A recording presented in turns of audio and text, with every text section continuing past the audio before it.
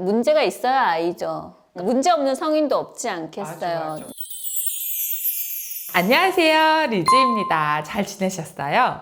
오늘 이야기 함께 나누실 안녕하세요. 비타민 석입니다. 제 옆에는 반갑습니다.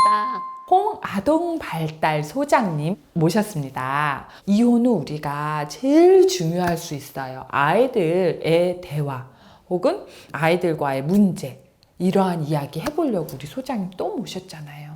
힘들었어요. 멀리서 오셨어요. 멀리서. 오늘 무슨 얘기 할 거냐면 이혼하면 내 아이 잘못될 것 같고 무조건 잘못될 것 같잖아요. 이혼 후 아이가 잘못되지 않게 하는 보험 하나 만들면 되게 잘 팔릴 것 같아. 근데 그런 보험이 필요 없다는 거예요. 왜? 궁금하신 분들은 구독, 좋아요, 알람 설정 먼저 해보세요. 우리 소장님이 왜 그게 아닌지 얘기해 주실 거예요.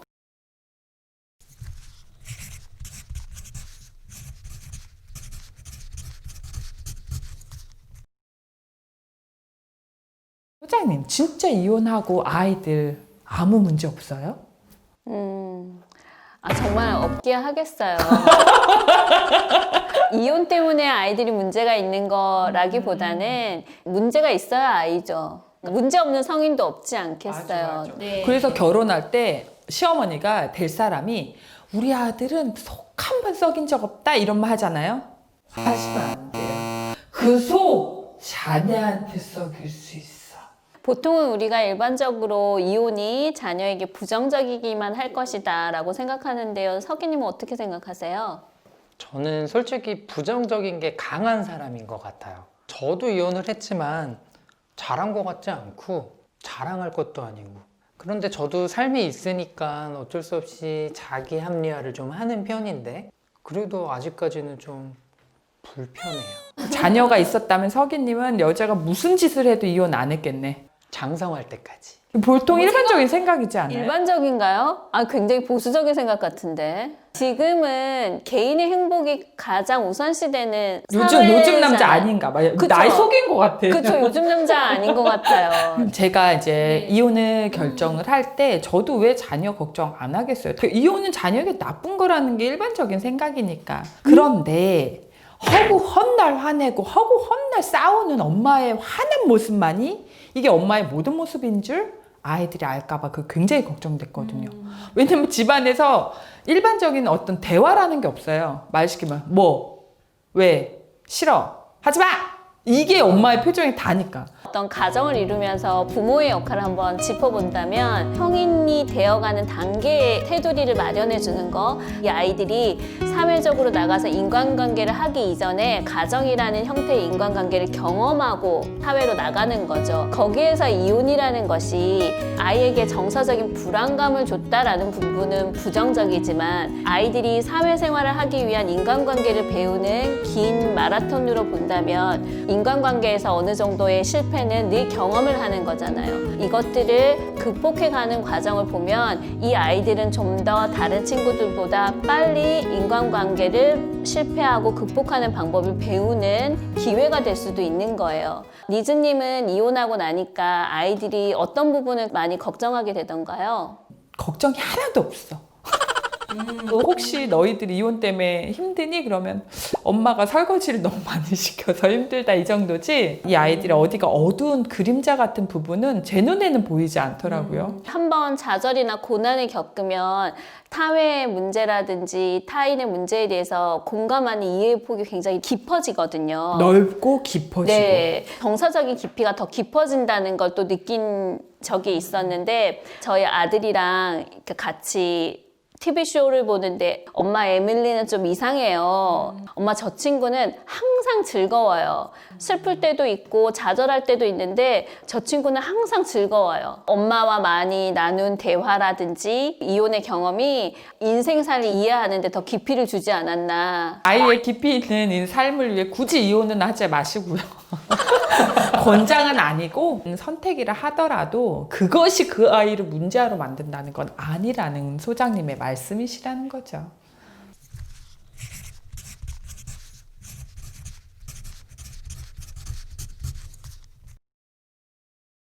소장님이 전에 대화할 때 이야기해 주신 게 회복 탄력성. 보통 우리가 같은 크기의 고난이다 할지라도 어떤 사람은 그거를 의지로서 빨리 잘 극복하는 사람이 있는 반면 어떤 사람은 아, 나 여기서 못해 라고 포기하는 사람이 있잖아요. 인생에서 고난이 지속적으로 주어져서 그것을 극복해 본 사람들은 더 그거보다 배가 되는 고난이 오더라도 극복할 수 있는 힘이 있어요. 그런 부분을 이제 회복 탄력성이라고 하는데 이런 측면에서 이혼도 보자면 이혼 후에 부모가 자녀들에게 어떤 역할을 하느냐에 따라서 자녀에게 좋은 회복 탄력성을 줄 수도 있는 것이고 그냥 좌절을 줄 수도 있는 것이니까 이혼 후에 부모가 스스로 부모의 역할을 잘 해냈을 때 아이들에게 긍정적인 영향을 줄 수도 있다는 부분이죠.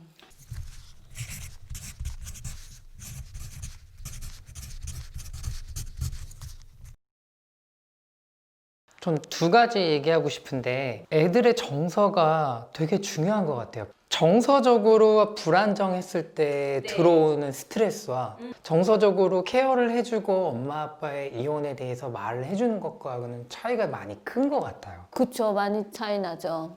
한국과 외국은 좀 다르기는 하지만 우리나라에서 어머니 아버지 뭐 잘 계시니 그러면 이혼하셨어 그러면 미안해 몰랐다라는 말이 먼저 나오잖아요.